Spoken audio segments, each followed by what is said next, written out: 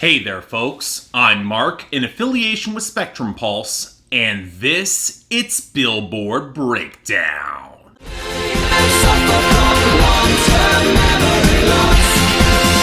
I don't remember. So, here we go. Album bomb from Taylor Swift, where all 18 songs from Lover have broken onto the Hot 100. Honestly, it feels like a net positive for the chart overall, which is always the bizarre feeling I have when we get a good album bomb. Sure, it reflects a skewed anomaly on the Hot 100 that isn't healthy by a long shot, but I can argue that this one didn't even inflict that much collateral damage after Young Thug last week, just sweeping away some of the wreckage and a lot of bad songs. No, the real turmoil will come in 2 weeks when Post Malone crashes in, but that's a different conversation entirely. Anyway, our top 10, where apparently my predictions are just gonna keep coming true for once because Truth Hurts by Lizzo took that final step and vaulted to the number 1. And while I'm not all that surprised, great sales, strong radio, consistent streaming, and decent YouTube will do that, I am kind of fascinated by how long it might last or what its major competition will be, because I'll be honest, I'm not sure it is Señorita by Shawn Mendes and Camila Cabello at number 2.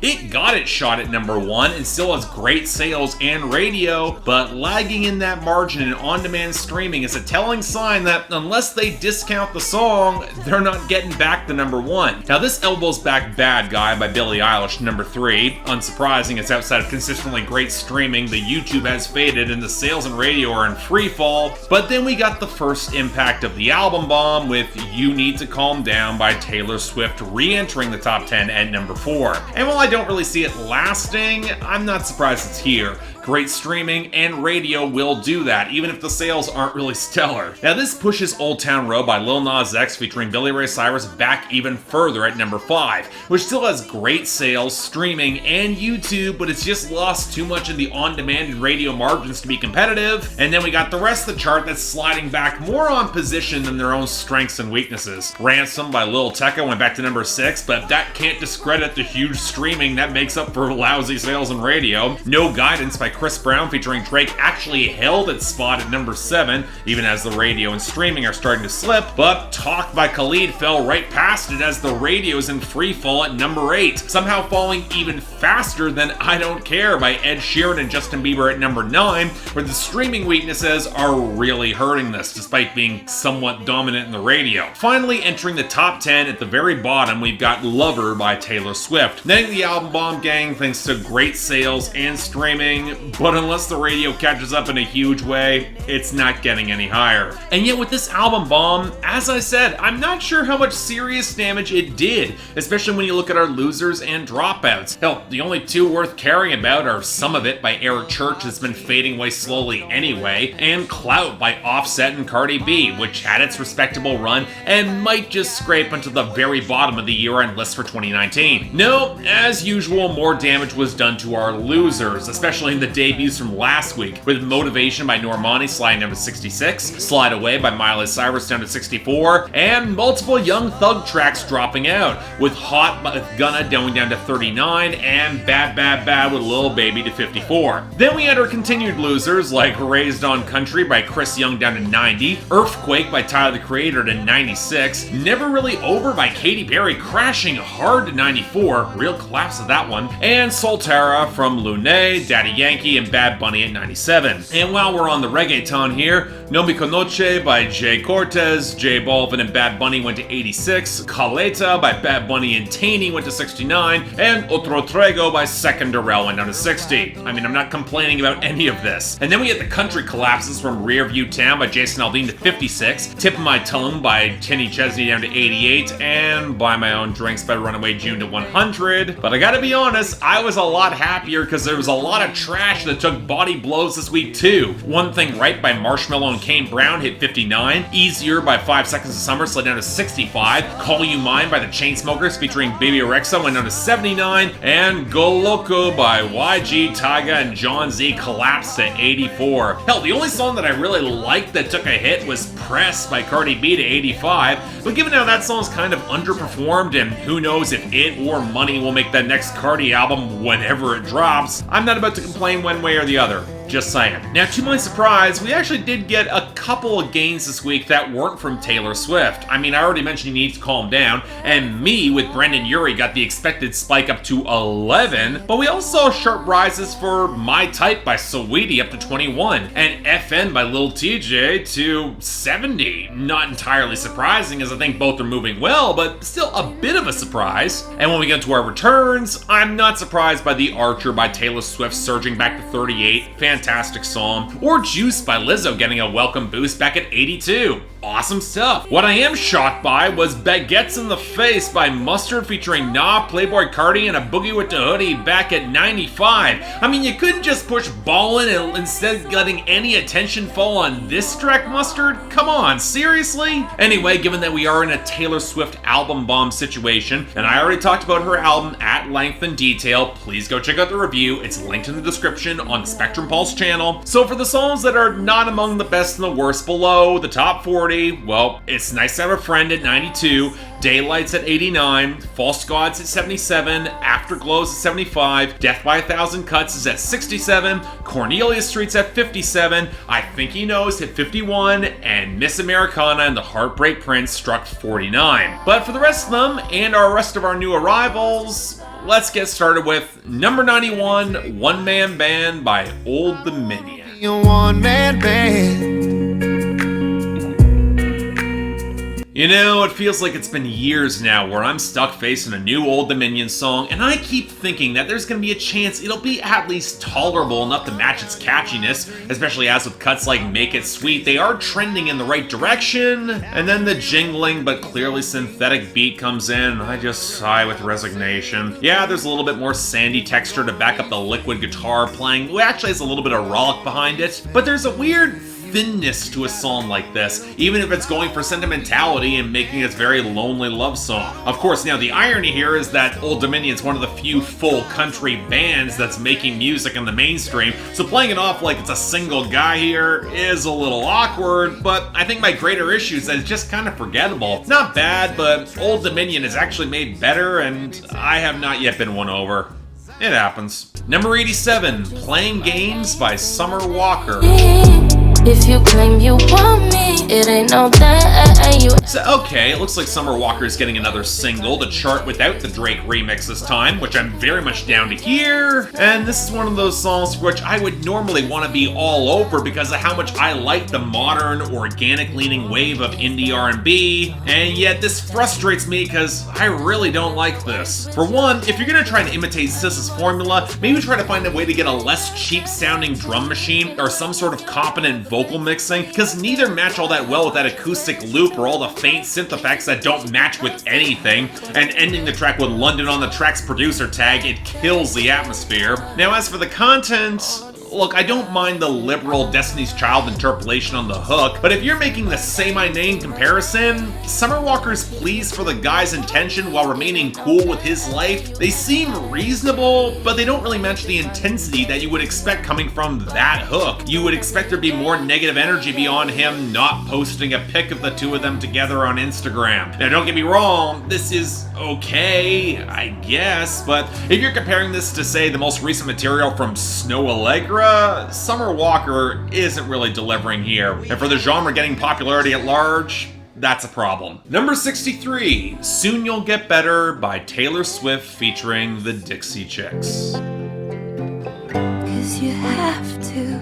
So we got a lot of Taylor Swift songs still this week, many of which I already mentioned in the review, so I'll try to keep this short. This is one of the most touching ballads that she's ever written, a tribute to her mother fighting a cancer resurgence and a quiet note of genuine desperation painted through the details that show how even Taylor can barely comprehend the possibility of losing it. It's a heartbreaking song. The delicate acoustics integrated with the ragged fiddle and the subtle backing vocals from the Dixie Chicks, they're extremely well done, and Taylor Swift leaning into the self-awareness about how this song might seem a bit self-focused because who the hell else can she really talk to besides her mom? It's a really moment of rawness that I didn't expect but comes together really well. In other words, while I still think The Archer is the best song off of Lover, this is a close second. Truly excellent, highly recommended. Number 62, London Boy by Taylor Swift. I fancy you.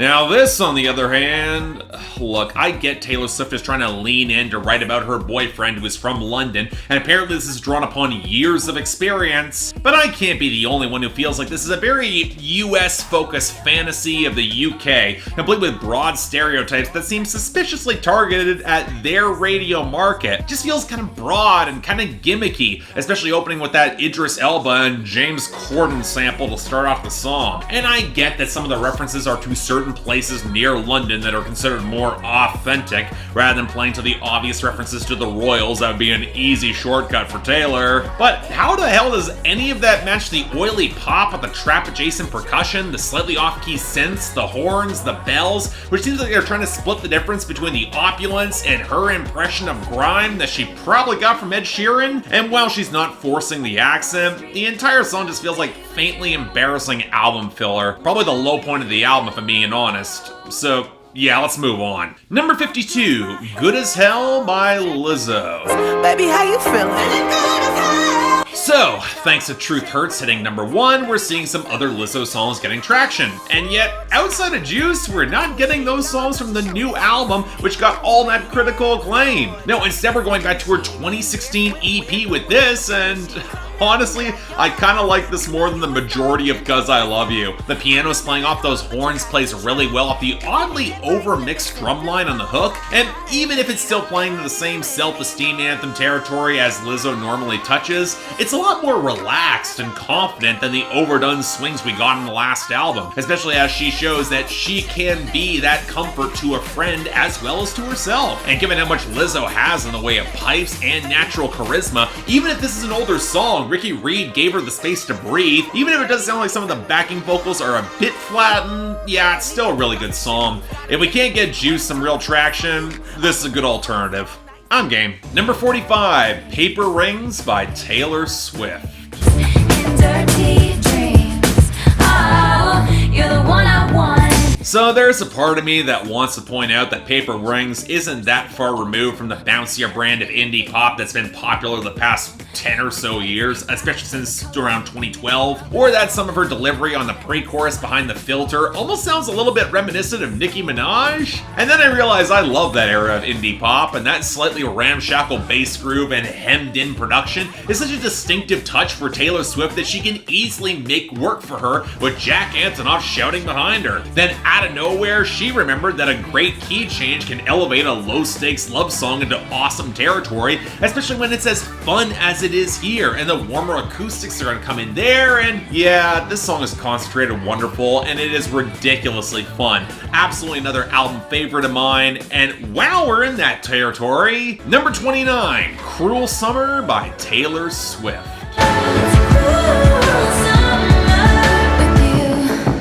I mean, it was only a matter of time before Taylor Swift worked with St. Vincent, especially given the latter's gradual movements towards some slicker pop music. And you can certainly hear it with the blocky, pulsating groove, the synthesized talk box, the big glossy synthesizer, and St. Vincent herself on the guitar. But it's not just Taylor Swift hopping on an instrumental that you could have heard on Mass Seduction. This still feels like a Taylor Swift love song where the cruelty of the summer comes through in the uncertainty of that love, where she's really trying to play it cool and not compromise anything, but in the end she just wants to cut loose and embrace it. And I kind of really love that moment where the mic kind of dies out a bit on the end of the bridge and she just shouts through it. It fractures all the refinement in precisely the right way and makes a pretty damn good song into a great one. Definitely another highlight for me. Check this out. Number 28, I Forgot That You Existed by Taylor Swift. And I thought that it would kill me, but it didn't.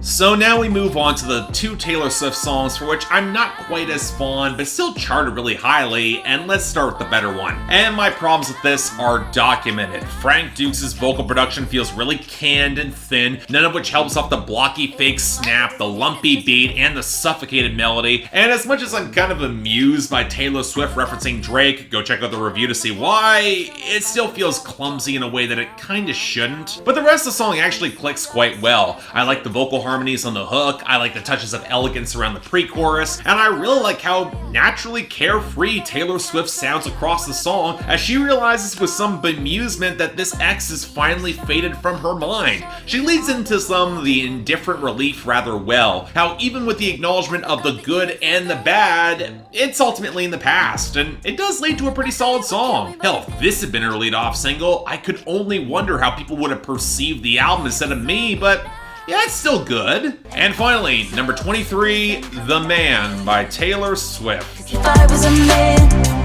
then I'd be the man. I'd be the man. And now we have Taylor Swift making her version of Beyonce's If I Was a Boy, a song that I found tiresome a decade ago and one I just find as tiresome now. And let me say that in terms of the pure message, it's not like Taylor doesn't have a point. From a larger subset of the population, if she was a guy who behaved like she did, it'd probably be a lot more accepted or brushed aside. But a few points need to be made here. Number one, I call out that behavior as vapid regardless of gender. 2, we're living at a time where more women are able to flex where Taylor wouldn't even get that backlash the way she says she was, but even if she did, most of it was because of number 3, it doesn't match her brand or image at all. Hell, does anyone else remember the Taylor Swift rapping sketch from 2009 with T-Pain at the CMA Awards? That was considered a joke a decade ago. It's kind of ironic that she wants to frame it as a socially conscious statement now. Anyway, all this is a lot more interesting than the spare, clattering trap group with a Chainsmokers-esque synth as the post-chorus is still trying to sound opulent. In other words, it's not that good. I'll pass. But yeah, not a bad week overall. Honestly, to the point where I did kind of struggle to pick out the worst of the week, because I was going to give it to London Boy by Taylor Swift for just being kind of embarrassing, but I think the biggest wasted potential goes to Playing Games by Summer Walker, which really should be way better than it is. I mean, if you're going to rip off SZA, this keeps some of the refinement there. But for the best of the week, Taylor's sweeping both spots, with Soon You'll Get Better with the Dixie Chicks having the top spot, and Paper Rings is the easy honorable mention. But next week, how much of this is going to hold on? Well, until then, I'm Mark, you're watching Billboard Breakdown, affiliated with Spectrum Pulse.